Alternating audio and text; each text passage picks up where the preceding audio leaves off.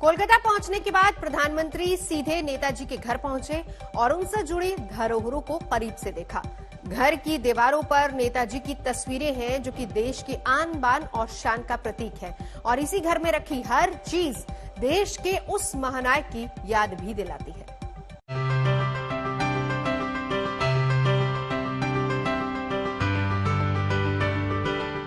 आजाद हिंदुस्तान की कल्पना का ये केंद्र बिंदु है।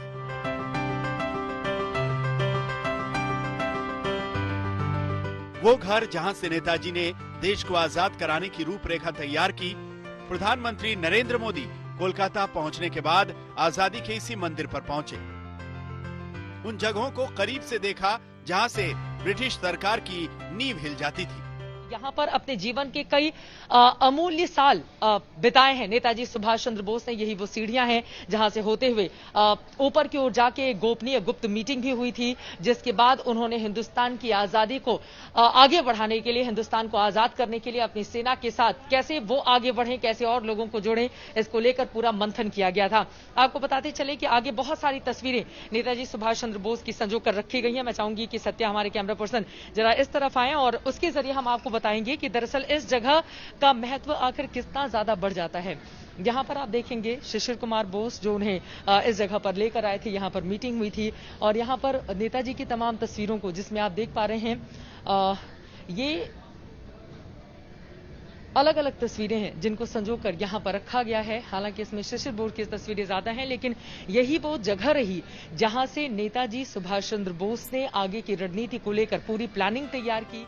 पीएम मोदी करीब 15 मिनट तक नेताजी के घर पर रहे, जहां नेताजी से जुड़ी धरोहरों को करीब से देखा। घर की दीवारों पर नेताजी की तस्वीरें हैं जो देश की आन बान शान की प्रतीक हैं।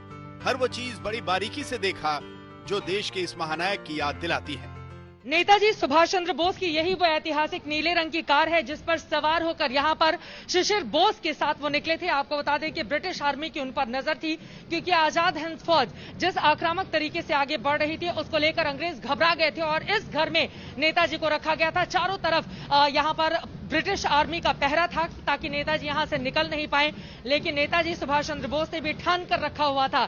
जय हिंद के नारे के साथ जिस तरह से उनकी सेना आजाद हिंद फौज आगे बढ़ी वो अपने आप में अभूतपूर्व है और यही वो जगह है जहां पर उनकी नजरबंदी हुई थी। पीछे की तरफ आपको बताते चले कि अंदर सीढ़ियां हैं, ऊपर एक कमरा जहां पर आगे की रणनीति बनी थी और यहां से इसी कार के जरिए, ये जो कार आप देख रहे हैं, इसी कार में सवार होकर नेताजी चुपके से निकले और फिर यहां से होते हुए कोलकाता और फिर उसके बाद वो आगे की ओर बढ़ते हुए चले गए थे झारखंड के गोमे में। कुल मिलाकर आज का दिन महत्वपूर्ण, नेताजी की धरोहर को जो संजोकर इस घर में रखा गया है उसको आगे ले जाने का, उसको देश को दिखाने का दिन। हिंदुस्तान की आजादी की एक अहम कड़ी कोलकाता का नेताजी भवन रहा है, जो किसी आजादी के मतवालों के लिए मंदिर से कम नहीं। यही वजह है कि पीएम ने अपने पराक्रम दिवस के कार्यक्रम का आगाज यहीं से किया।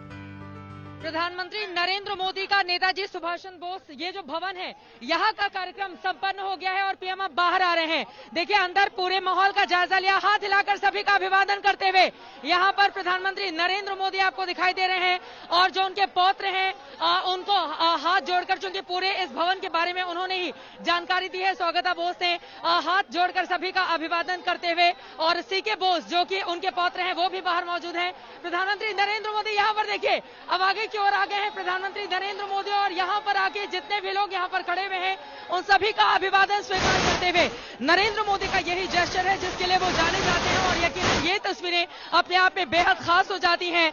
हाथ हिलाकर जितने भी लोग यहाँ पर मौजूद हैं जो प्रधानमंत्री की एक झलक पा लेना चाहते थे, उनको देखते हुए प्रधानमंत्री नरेंद्र मोदी इन तस्वीरों में आपको दिखाई दिया और अब वापस लौटकर अपनी जगह पर जाकर बैठते हुए प्रधानमंत्री, यकीनन आज की ये तस्वीर अपने आप में कहीं ज्यादा खास हो जाती है। प्रधानमंत्री नरेंद्र मोदी का यहाँ का जो तकरीबन 15 मिनट का कार्यक्रम था वो कार्यक्रम खत्म हो गया और अब अपनी गाड़ी में बैठने की ठीक पहले हाथ हिलाकर सभी का अभिवादन स्वीकार करते हुए और अब यहां से निकलते हुए प्रधानमंत्री नरेंद्र मोदी इन तस्वीरों के जरिए, ये तस्वीरें अपने आप में बेहद महत्वपूर्ण और यकीनन काफी ज्यादा खास हो जाती हैं। प्रधानमंत्री नरेंद्र मोदी का ये कार्यक्रम खत्म होता हुआ और अब यहां से उनका काफिला सीधे नेशनल लाइब्रेरी की ओर रुख करेगा, जहां पर प्रधानमंत्री नरेंद्र मोदी रुकेंगे। वहां पर नेताजी सुभाष चंद्र बोस से जुड़ी हुई जो किताबों का संग्रह है उसका मुआयना करेंगे, उसके बारे में जानकारी लेंगे और फिर विक्टोरिया मेमोरियल जहां पर भव्य कार्यक्रम होना है प्रधानमंत्री का, नेताजी भवन के बाद पीएम मोदी का काफिला नेशनल लाइब्रेरी के लिए रवाना हुआ, जहां आज के कार्यक्रम की खास तैयारी की गई थी। पीएम के स्वागत के लिए लोग खड़े थे, जिनसे पीएम ने मुलाकात की और बातचीत की। उसके बाद पीएम लाइब्रेरी के अंदर गए, जहां पीएम मोदी ने नेताजी को श्रद्धांजलि अर्पित की और सिर झुकाकर नमन किया।